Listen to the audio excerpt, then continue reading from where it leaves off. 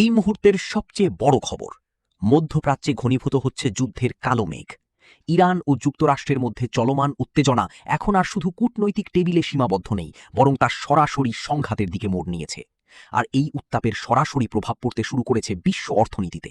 বিশেষ করে খনিজ তেলের বাজার এবং বৈশ্বিক সরবরাহ ব্যবস্থা নিয়ে দেখা দিয়েছে চরম অনিশ্চয়তা।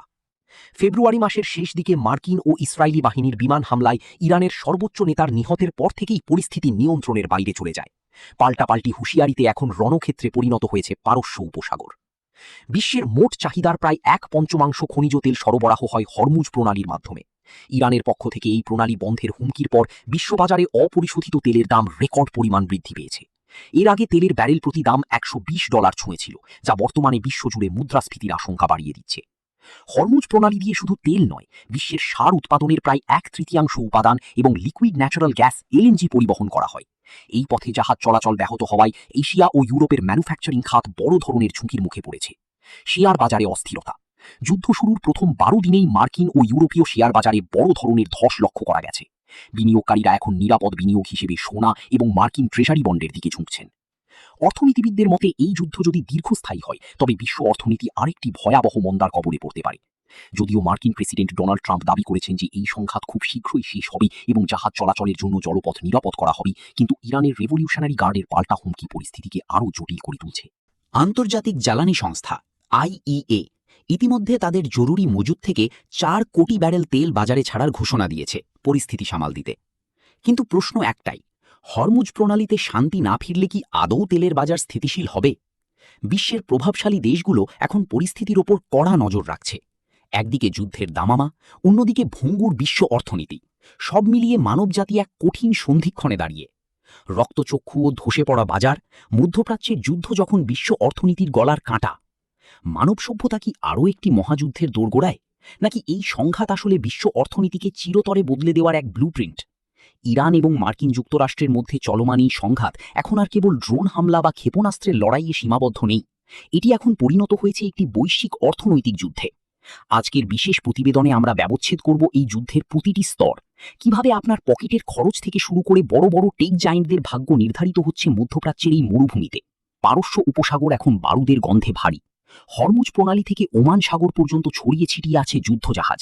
মার্কিন যুক্তরাষ্ট্রের পঞ্চম নৌবহর এবং ইরানের রেভলিউশনারি গার্ডের মধ্যে ক্যাট অ্যান্ড মাউস গেম এখন সরাসরি যুদ্ধে রূপ নিয়েছে। সাম্প্রতিক সাইবার হামলায় ইরানের পারমাণবিক স্থাপনা এবং যুক্তরাষ্ট্রের তেল শোধনাগারগুলো ক্ষতিগ্রস্ত হওয়ার পর থেকেই উত্তেজনা চরমে। যুদ্ধের এই উত্তাপ সরাসরি আঘাত করেছে টোকিও থেকে নিউ ইয়র্ক আর ঢাকা থেকে লন্ডন পর্যন্ত প্রতিটি দেশের স্টক মার্কেটে। বিশ্ব অর্থনীতির হৃৎপিণ্ড, হরমুজ প্রণালী ও তেলের রাজনীতি। কেন এই ছোট জলপথটি এত গুরুত্বপূর্ণ? উত্তরটা সহজ, জ্বালানি, তেলের যোগান। প্রতিদিন প্রায় 2 কোটি ব্যারেল অপরিশোধিত তেল এই পথ দিয়ে যায়। ইরান যদি এই পথটি সম্পূর্ণ বন্ধ করে দেয়, তবে বিশ্ববাজারে তেলের সরবরাহ এক ধাক্কায় 20% কমে যাবে। দাম বৃদ্ধি। গত এক সপ্তাহে ব্রেন্ট ক্রুড অয়েলের দাম ব্যারেল প্রতি $145 ছাড়িয়েছে। বিশেষজ্ঞরা আশঙ্কা করছেন সংঘাত দীর্ঘস্থায়ী হলে এটি $200 স্পর্শ করতে পারে। Shipping cost. লোহিত সাগর এবং পারস্য উপসাগরে বিমা খরচ, ইন্স্যুরেন্স প্রিমিয়াম বেড়েছে 300%। ফলে প্রতিটি পণ্যের শিপিং খরচ বেড়ে যাওয়ায় নিত্য প্রয়োজনীয় জিনিসের দাম এখন আকাশ ছোঁয়া।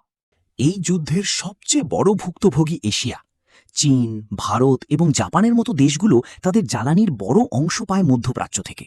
ম্যানুফ্যাকচারিং ধস, কাঁচামাল এবং জ্বালানির অভাবে ভারত ও চীনের বড় বড় কলকারখানার উৎপাদন ক্ষমতা 30% কমিয়ে আনা হয়েছে।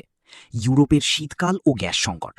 রাশিয়ার ইউক্রেন যুদ্ধের পর ইউরোপের একমাত্র ভরসা ছিল কাতার ও ইরানের গ্যাস, কিন্তু বর্তমান রুটটি অনিরাপদ হয়ে পড়ায় ইউরোপের শিল্প খাতে নতুন করে মন্দার ছায়া নেমে এসেছে। তেলের দাম বাড়লে আসলে কি হয়? শুধু কি যাতায়াত খরচ বাড়ে? না, এর চেইন রিয়াকশন অনেক গভীরে। 1. খাদ্য সংকট। সার উৎপাদনে প্রাকৃতিক গ্যাসের প্রয়োজন হয়।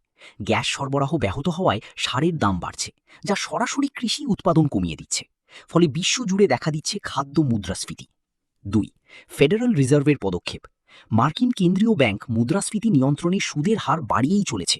এতে উন্নয়নশীল দেশগুলোর মুদ্রার মান কমছে এবং ঋণের বোঝা বাড়ছে। 3. সোনার আকাশ ছোঁয়া দাম। ডলারের ওপর আস্থা হারিয়ে বিনিয়োগকারীরা এখন সোনা ও ডিজিটাল কারেন্সির দিকে ঝুঁকছেন। ইতিহাসে প্রথমবারের মতো সোনার দাম প্রতি আউন্স $3000 মাইলফলক স্পর্শ করার পথে। আধুনিক যুদ্ধের আরেকটি দিক হল প্রযুক্তির সরবরাহ বন্ধ করা। ইরানের ড্রোন প্রযুক্তিতে ব্যবহৃত সেমিকন্ডাক্টরগুলো যাতে না পৌঁছাতে পারে সেজন্য যুক্তরাষ্ট্র যে কঠোর নিষেধাজ্ঞা দিয়েছে তার প্রভাব পড়েছে সাধারণ টেক বাজারেও।